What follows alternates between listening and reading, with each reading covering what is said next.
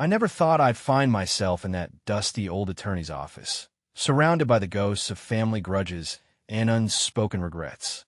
The air was thick with anticipation, like the calm before a storm that everyone knew was coming. My siblings shifted uncomfortably in their seats, exchanging glances that screamed, "Here we go again." They all expected me to storm out, red-faced and furious, just like I had so many times before. But as the lawyer cleared his throat and began reading my mother's final words, something inside me cracked. Not in anger, but in a flood of understanding that washed away years of bitterness.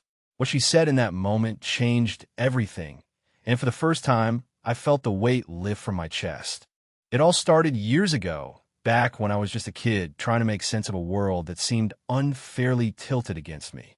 My mother, God rest her soul, had always been the pillar of our family, or at least that's how everyone else saw her.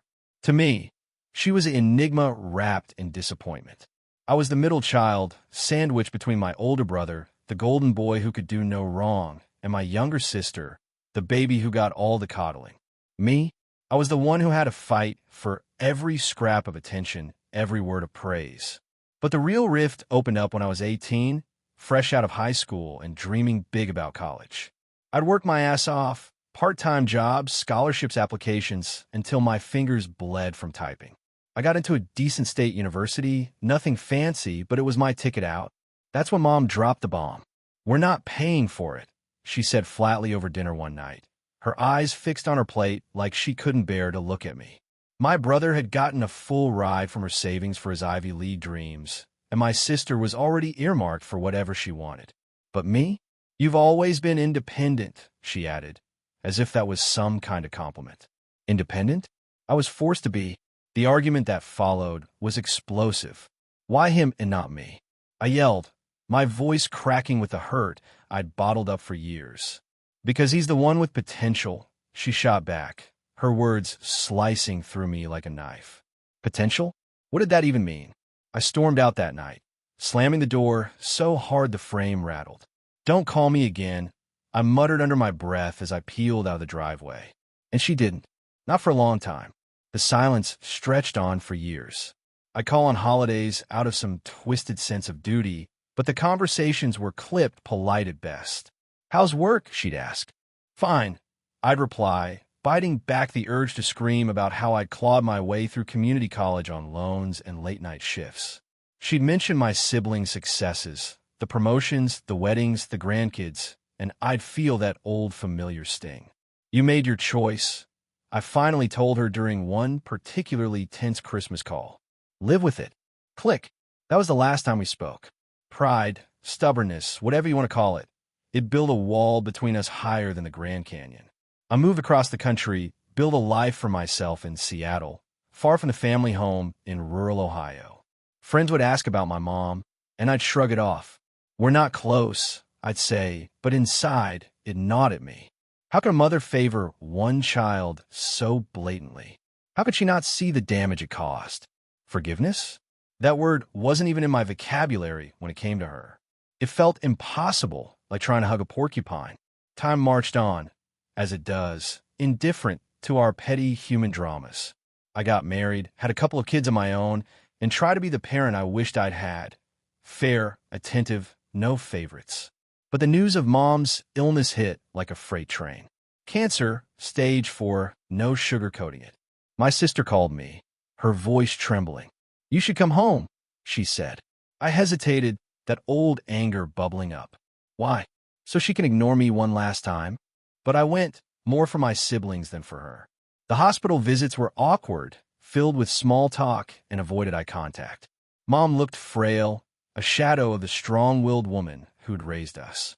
She tried to say something meaningful, but I'd cut her off with updates about the weather or work. When she passed, quietly in her sleep, I felt nothing. Or at least, that's what I told myself. Numbness was easier than grief.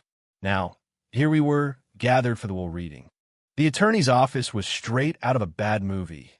Dark wood panels, stacks of yellowed files, and a musty smell that clung to everything. Mr. Hargrove, the lawyer, was an older gentleman with wire-rimmed glasses and a voice like gravel. He adjusted his tie and began. My brother sat to my left, fidgeting with his watch, while my sister dabbed at her eyes with a tissue on my right. Aunts, uncles, cousins filled the room, their faces a mix of curiosity and sympathy. The tension was palpable. You could cut it with a knife. Eyes darted my way, waiting for the explosion they all anticipated. After all, everyone knew about our fallout. Whispers had circulated for years. Poor thing, always the black sheep. The reading started innocuously enough. Assets divided, the house to my sister, investments split between us kids, some charities getting a cut. I sat there, arms crossed, expecting the final slap. Maybe she'd left me out entirely, or given me some token like her old recipe book as a jab at my independence. The air felt heavy, oppressive, like the room was holding its breath. I could hear the rustle of papers as Hargrove turned pages, the tick of the wall clock echoing like a heartbeat. My palms were sweaty, but I kept my face neutral. Don't give them the satisfaction, I thought. Then came the surprise. Hargrove paused, cleared his throat again. There's a personal addendum here, he said, his voice softening. Your mother requested that this be read aloud, in full, to all of you, but especially to you, my name. My heart skipped a beat. What now? A lecture from beyond the grave? He pulled out a sealed envelope, broke the wax, old-fashioned, just like Mom, and began reading her handwritten words. My dearest children, it started, her familiar cursive script projected in my mind as he spoke. If you're hearing this, it means I ran out of time to say what I should have said years ago. I made mistakes, more than I can count, but the biggest one was how I treated you, my name. I favored your brother because he reminded me of your father, strong, ambitious, the way I wished I could be. And your sister, she was my baby, the one I clung to after losing him. But you were always the strongest of us all. Independent, yes, but not because I wanted you to be, because I was afraid. Afraid that if I gave you too much, you'd leave me behind, just like everyone else seemed to. Stupid, I know. Selfish. I accuse you of lacking potential, but the truth is, I was the one lacking, the courage to admit I was wrong. The room blurred as tears welled up, unbidden. Hargrove's voice continued, steady but empathetic. I pushed you away because I couldn't face my own failures as a mother. Every time you succeeded without my help, it was a reminder of how unnecessary I was. But I'm sorry. From the bottom of my heart, I'm sorry. I love you, more than words can say. You've built a beautiful life, and I'm proud, prouder than I've ever been of anyone. If there's one thing I ask, it's this. Forgive me, not for my sake, but for yours. Let go of the anger. It's too heavy a burden. And to all of you, love each other. Life's too short for grudges. My hands were trembling in my lap, my throat tight like a vice. I could feel the eyes on me, but I couldn't look up.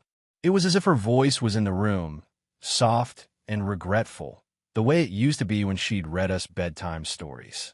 The anger I'd nursed for so long cracked, shattered into a million pieces. Why hadn't she said this sooner? But then, would I have listened? The realization hit me like a wave. We'd both been prisoners of our pride. For the first time in years, I didn't feel angry. Just free. A sob escaped, quiet but raw, and my sister reached over, squeezing my hand. The rest of the reading passed in a haze. I barely registered the final bequests, a small inheritance for each of us, nothing extravagant. But the real gift was in those words. As Hargrove wrapped up, the room was silent, save for a few sniffles. My brother looked at me, his eyes wide, as if seeing me anew. I didn't know, he whispered later, as we filed out. Neither did I replied, my voice hoarse. Instead of storming out like everyone expected, I stayed. We gathered at the house afterward, sharing stories, not the polished ones but the real, messy ones. I found myself laughing at memories I'd buried, crying over others. That night, I visited her grave, the moon casting long shadows over the headstone. I placed a single flower, whispered, I forgive you, Mom. It wasn't dramatic, no thunderclaps or epiphanies from above. Just a quiet release, like exhaling after holding your breath too long. In her final act, she gave me what I needed most, peace. And in forgiving her, I found a way to forgive myself too. Looking back, my childhood wasn't all bad. There were moments of joy scattered like breadcrumbs through the forest of resentment. Summers at the lake, where Mom would pack picnics and we'd splash in the water until sunset. She'd laugh then, a real belly-deep laugh that made her eyes crinkle. But even there, the favoritism crept in.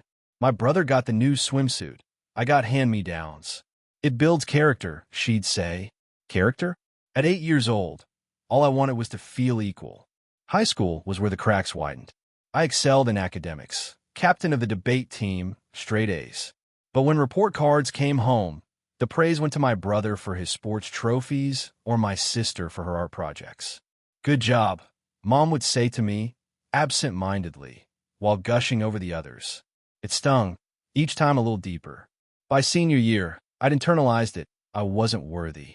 That's why the college rejection, from her, not the school, felt like confirmation. After that fight, I packed my bags and left for good. Seattle was a fresh start. Rainy skies, coffee shops on every corner, a tech job that paid the bills. I met my wife, Sarah, at a coding meetup. She was everything Mom wasn't, supportive, unbiased in her love. Our kids, Emma and Jack, grew up knowing they were loved equally. But the shadow of my past lingered. Sarah would urge me to reconcile. Call her, she'd say. For your sake. I'd shake my head. She made her choice. When the cancer diagnosis came, it was my sister who broke the news. It's bad, she said. I flew home, the plane ride a turmoil of emotions. The hospital room smelled of antiseptic and wilted flowers. Mom looked small in the bed, for lines snaking across her arms. Hi, Mom, I said, forcing a smile. You came, she whispered, her eyes lighting up briefly. We talked surface-level stuff, weather, kids, school. But the unspoken hung heavy. One night, she tried. I wish things were different. I nodded, but inside, the wall held firm. Her passing was peaceful, they said. I arrived too late for goodbyes. The funeral was a blur. Black dresses, condolences, and a eulogy I didn't deliver. Then the reading. The office details. The creak of chairs. The faint scent of coffee from Hargrove's mug. The way light filtered through dusty blinds, casting striped shadows. As he read the letter, each word landed like a pebble in a still pond, rippling outward. Admitting fear? That was new. Mom afraid? She'd always seemed invincible. The explanation about Dad. He died when I was 5, a car accident. I remembered fragments, his laugh, rough hands. Maybe she saw him in my brother. But pushing me away, it made a twisted sense. Tears streamed down my face, hot and unrelenting. My body shook. I gripped the armrests. The transformation was visceral, chest loosening, breaths deeper. Freedom from the anger that had defined me. Afterward, at the house, we unpacked boxes of old photos. Laughter mixed with tears.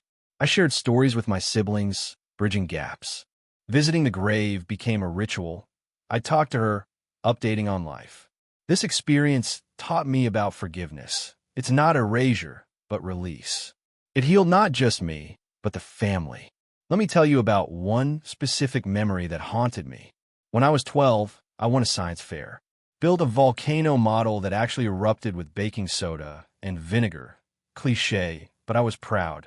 Mom glanced at it, said nice, then spent the evening helping my brother with his homework. That night, I cried into my pillow, vowing to never seek her approval again. Or the time in college, struggling with debt. I called home once, desperate. Can you help? I asked. You've always managed, she replied. Click. That hardened me. But post-letter, I saw her side. Raising 3 kids alone after Dad's death. The pressure, the fear of failure. Human, flawed. My kids noticed the change. You seem happier, Dad, Emma said. I was. Forgiving freed space for joy. Now, years later, I think of her often. Not with anger, but gratitude for that final gift. If this story touched you, share it with someone who needs to hear about forgiveness. Hit that like button if it resonated, and subscribe for more emotional tales from the heart of Reddit-inspired drama. Your support means the world.